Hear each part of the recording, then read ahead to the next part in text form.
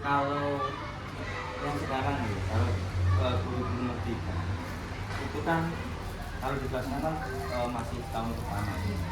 Nah kalau di modul ajar itu gini, modul ajar itu kan sebenarnya hampir sama seperti RPP. Cuma kalau komponen utamanya saya yakin sama. Cuma untuk penekanan yang di kuliner itu kan di melalui panjangan di update ya, yang di pembelajaran terdiferensiasi dan lain sebagainya. Itu sebenarnya cuma itu saja. Cuma begini, kalau di pelaksanaan nyata itu kelemahan seorang guru mayoritas itu adalah administrasi. Apakah guru itu bisa membuat modul ajar yang sesuai kebutuhan real nyata atau tidak?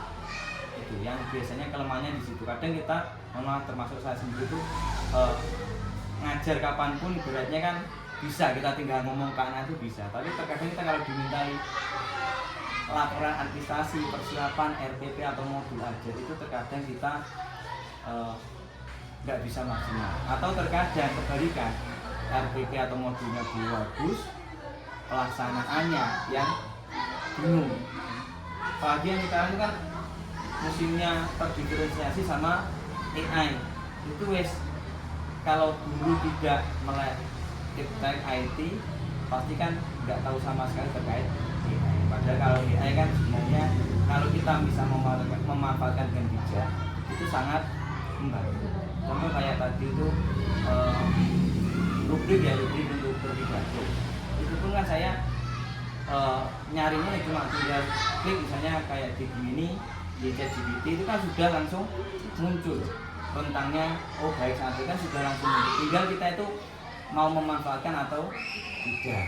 Kayak misalnya kemarin kan bahasa Indonesia hari ini mau apa? Observasi. Sebenarnya saya tadi sudah menyiapkan kayak RPP tapi tidak begitu lengkap. Jadi saya coba tadi pagi 5 menit atau 3 menit bahkan tinggal ketik aja sesuai dengan permintaan kita, ditambah rubrik sesuai dengan indikator yang kita inginkan, kita sudah selesai. Tinggal nanti eksekusinya apakah sesuai yang kita rencanakan atau tidak. Karena terkadang kondisi siswa itu dari kemarin sudah kita siapkan, misalnya anak-anak besok silakan membuat pidato seperti tadi ya, sudah nampak pandangan sendiri. Anak-anak silakan besok membuat pidato, temanya bebas. Ya, strukturnya sudah tak saya jelaskan di pertemuan sebelumnya. Cuma ternyata pasti ada kendala 1, 2 di pelaksanaan. Contoh tadi ada Mas Azam, ada Mas Vino, ada Mas Arza. Kalau Mas Arza tadi sudah membuat, cuma dia mapelnya itu bukunya keliru dimasukkan. Harusnya ada 3, bahasa Indonesia, matematika sama seni, cuma yang dimasukkan bahasa Indonesianya ketinggalan. Matematika, seni sama apa tadi, PTKN atau apa itu.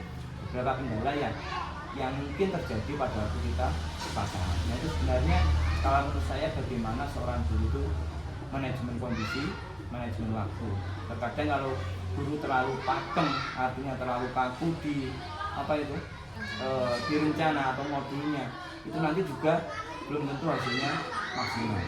Karena kondisi anak kan beda-beda. Kecuali kalau kita kondisi anak sudah sesuai, modul ajar pas, saya yakin pembelajaran akan berlangsung santai, lancar, tapi anak-anak poin pembelajarannya pasti akan diterima. Jadi kalau untuk modul saat ini yang kendalanya kalau menurut saya belum terlalu banyak. Cuma ya itu tadi, kalau aku tadi, kalau semacam guru bapak-bapak itu terkadang kalah sama ibu. Modul bapak-bapak itu simple, putih, tapi kalau ibu-ibu atau mungkin mbak-mbak ini yang cara-cara pasti pakai misalnya Canva, bagus, ada warna-warninya, tapi sebenarnya konteks isinya sama. Kecuali ngapunten, misalnya kita mau belajar tujuannya adalah untuk disebarluaskan, artinya sebagai percontohan, itu kan kita pasti packagingnya kan pasti dibuat menarik, baik latar belakang maupun konten. Tapi kalau untuk pribadi sendiri sebenarnya memang bagus seperti itu, tapi kita kan juga tahu efisiensi waktu. Jadi yang penting dari situ, dari modul itu kita tampak garis merahnya pembelajaran, itu menurut asumsi saya pribadi untuk saya gunakan sendiri itu sudah cukup.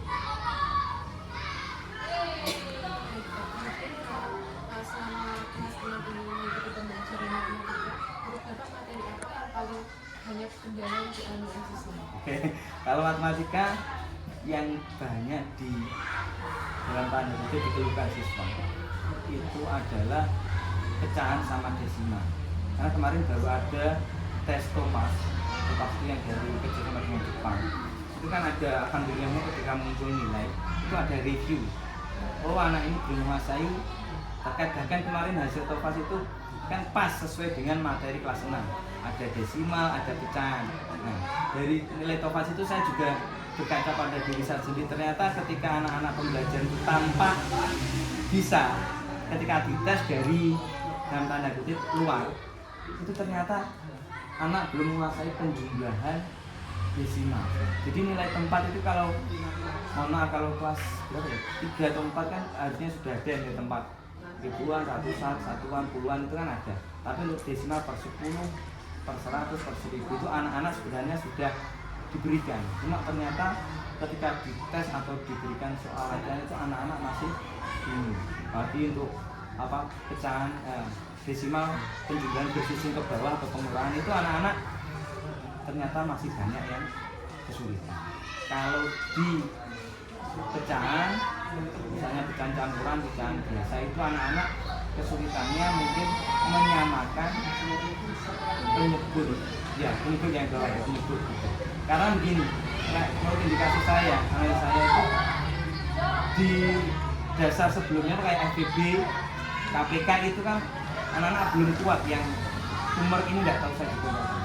Kalau zaman saya dulu kan ibaratnya FEB, KPK itu sampai benar-benar nancep itu maksudnya oh sudah FEB sudah selesai kan salah satu materi prasyarat untuk pecahan misalnya desimal pecahan itu kan salah satunya adalah FEB KPK.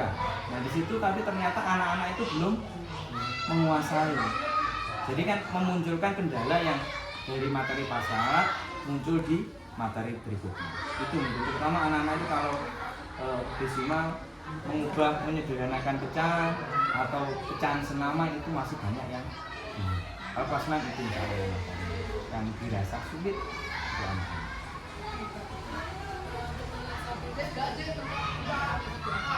Nah sebenarnya kemarin kalau yang selama ini saya pakai itu saya selalu menggunakan mayoritas sistem drill, tapi diselingi dengan media. Kalau panjangan tadi melihat di pojok-pojok belakang itu sekitar 2 minggu yang lalu baru saya bongkar.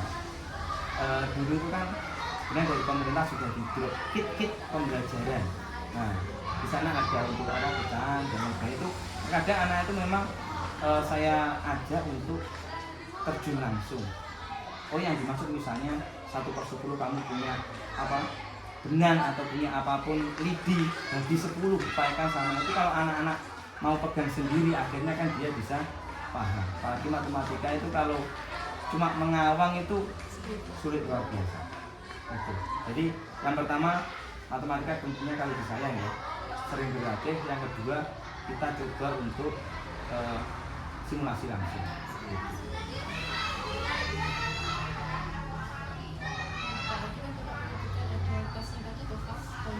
Iya, betul.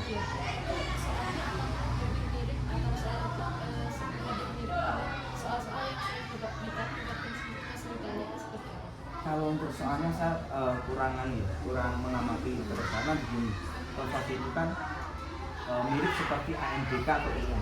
Jadi anak-anak mengerjakan sendiri, menggunakan Androidnya sendiri.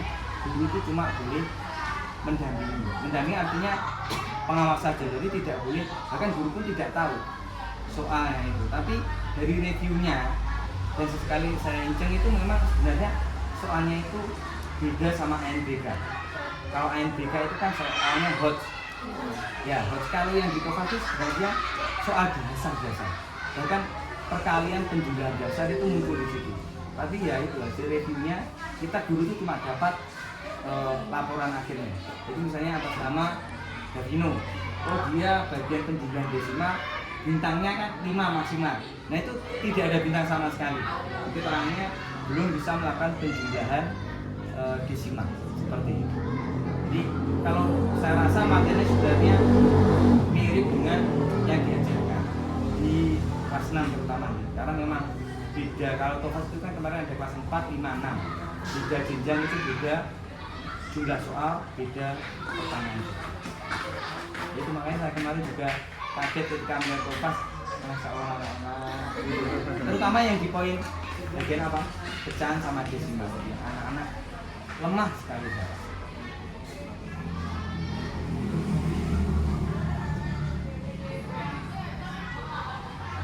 Dan juga mohon maaf ya, mungkin kalau hari ini bisa ada pengamatan apa matematika, mungkin hari ini cuma bisa review saja. Nah, untuk materi sebenarnya kan sudah selesai minggu yang lalu, sudah selesai karena minggu ini harusnya anak-anak sudah D5, tapi yang saya kemarin janjian bahasa Indonesia itu makanya tak sisakan materi terakhir di bab 5 sebelum ditutup anak-anak ya sekaligus pakai sama bahas sedikit materi itu. Kalau untuk matematika mungkin nanti cuma review materi rasio, matematiknya rasio. Tapi mungkin nanti tetap kalau panjang ingin apa mengamati observasi di kelas tetap kita buat penelitian. Di pojok nanti bisa kita pilih.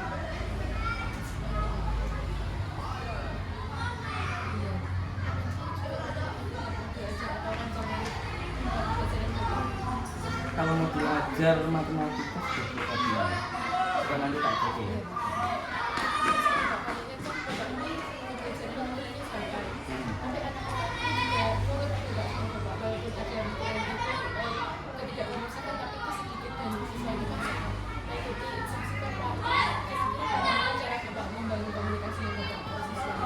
Nah itu gimana nih? Kalau menurut saya membangun komunikasi dengan anak itu yang paling penting pertemuan pertama. Dan kalau dulu di iklan itu pertemuan pertama sangat menggugah, selanjutnya terserah Anda. Kalau dulu pernah ada iklan seperti itu. Makanya di awal itu saya langsung buat kesepakatan. Jadi ketika anak-anak nurut, saya pun juga akan enjoy ke anak-anak. Yang pertama, yang kedua gimana ya? Intinya itu sebenarnya bagaimana cara kita itu tidak memaksakan anak harus nurut sesuai kemauan kita. Tapi apa yang mereka inginkan kita coba penuhi. Tapi di dalam kita memenuhi itu ada kepentingan yang harus kita sampaikan ke anak. Itu saja yang penting. Terkadang itu kalau kita memaksa kayak diktator, itu mungkin anak nurut, mohon maaf, mungkin anak nurut. Tapi ketika nanti guru itu sudah tidak ada, artinya misalnya keluar sebentar, itu mesti rusak. Ini juga sebenarnya hasil dari saya dulu PPA juga waktu di Malang. Itu di sana memang anaknya luar biasa, artinya itu saya kagum. Anak itu di sana di tempat saya PPA ini tanpa disuruh untuk mengajukan pertanyaan, siapa yang mau bertanya itu anak-anak berani, tanpa dikondisikan loh, tanpa dikondisikan sama saya. Dan itu coba saya terapkan di sini. Jadi artinya anak-anak itu kita beri apresiasi, baik itu memberikan jawaban benar, jawaban salah, pertanyaan pun misalnya bertanya itu kita beri apresiasi. Kadang itu anak-anak bahkan sempat saya terapkan itu setiap kali kamu bertanya selama itu masih dalam konteks pembelajaran, kamu dapat poin tambahan. Menjawab benar bisa 2 poin, bisa 3 poin. Poin ini nanti buat apa? Di akhir bab misalnya ulangan harian, dia dapat nilai 74 kurang 2 untuk KKM. Nah setiap kali nilai ulangan itu atau nilai harian, 3 poin yang dia dapat dari proses pembelajaran bisa ditukar dengan 1 poin nilai ulang. Nah itu sebenarnya gimana ya? Walaupun saya sendiri kadang memang saya tidak mencatat sendiri loh. Saya bukan yang mencatat. Misalnya Mbak Nen jawab, atau anak-anak ini Pak Arif punya 3 poin buat kalian. 3 poin. Atau siapa tokoh proklamator Indonesia. Jadi kalau saya memberikan poin itu tergantung bobot soal. Kalau soalnya saya rasa susah, bisa sampai 5 bahkan 10 poin. Tapi itu tentu perlu anak itu perlu pemikiran yang lebih keras. Nah itu ketika dia tertib, otomatis nanti dia akan berusaha keras. Nah itu bertanya, bahkan kalau bertanya pun tidak saya suruh bertanya, kadang anak-anak langsung bertanya. Kemudian kayak tadi, ya alhamdulillah terkadang itu anak-anak sendiri yang mengingatkan kepada saya, Pak cek buku. Kayak tadi kan anak-anak otomatis ketika sebelum pembelajaran setiap pagi saya rutinkan untuk cek buku. Itu juga terkadang saya lupa anak-anak yang mengingatkan. Kadang saya yang ingat, anak-anak sudah menyiapkan. Jadi kalau di buku anak-anak kan sudah ada nomor absennya itu. Jadi silakan dikeluarkan buku untuk hari ini. Dah ditumpuk sesuai absen apa enggak. Kalau tidak sesuai kan, karena di kelas itu ada sisa sekitar 5 buku. Yang tentu absennya di luar absen anak-anak. Jadi kalau misalnya pinjam dari pojok baca itu pasti kelihatan karena nomor absennya beda.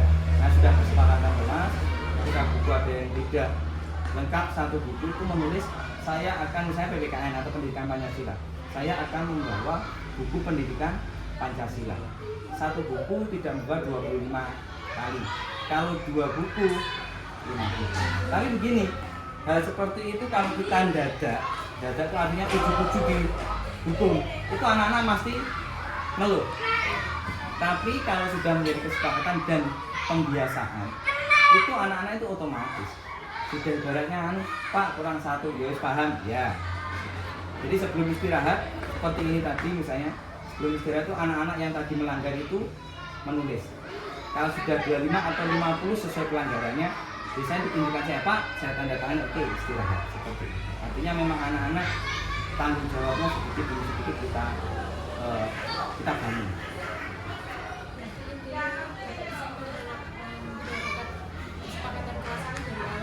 Nah, ya.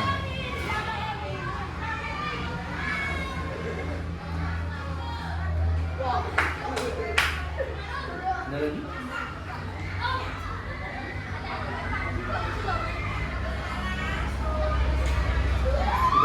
Kalau sudah berarti silakan istirahat dulu. Saya ke kantor sebentar. Nanti anak-anak masuk, berarti kita persiapan ke kelas. Ini kan masuk. Cukup. Boleh istirahat, boleh di sini. Kalau mau main ke kantin di pojok belakang. Ya, terima kasih.